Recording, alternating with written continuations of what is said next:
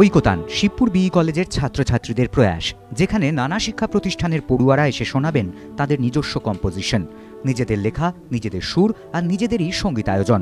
মার্চের 4 ও 5 তারিখ অনুষ্ঠানের আগে এখন চলছে কর্মশালার পর্ব, যেখানে সঙ্গীত জগতের প্রতিষ্ঠিত শিল্পীরা এসে ছাত্রছাত্রীদের শেখাচ্ছেন কিভাবে তৈরি করতে হয় একটি গান। রবিবার কর্মশালায় উপস্থিত ছিলেন সঙ্গীত শিল্পী অনিন্দ বসু।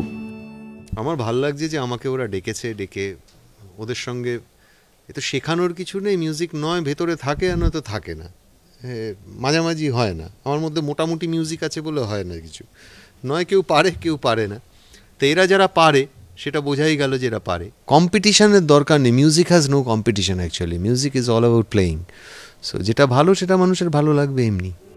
শিবপুর বিই কলেজের ছাত্রছাত্রীরা উৎসাহী তাদের ঐকতান নিয়ে। দ্বিতীয় বছরে পা দিচ্ছে ঐকতান। প্রায় 40টি দলের গান তৈরি করার কথা এবছর। আমাদের এই চিন্তা ভাবনাটা শুরু হয়েছিল আমাদের হোস্টেলে ঘর থেকে, যেখানে গুচ্ছ গান লেখা থাকতো, এবং সেখান থেকেই শুরু হয়েছিল ঐকতান, যেখানে শুধু ইন্টারঅ্যাক্টিভ কনসার্ট বা কম্পিটিশন নয়, যেখানে প্রচুর সেলিব্রিটি এসে আমাদের চিন্তা ভাবনা, আমরা কী করে গান তৈরি করছি, কী করে লিখছি, কীভাবে সুর দিচ্ছি, প্রত্যেকটা ধাপে ধাপে আমাদেরকে সাহায্য করেছেন। মনোজিৎ সরকার, এবিপি আনন্দ, কলকাতা।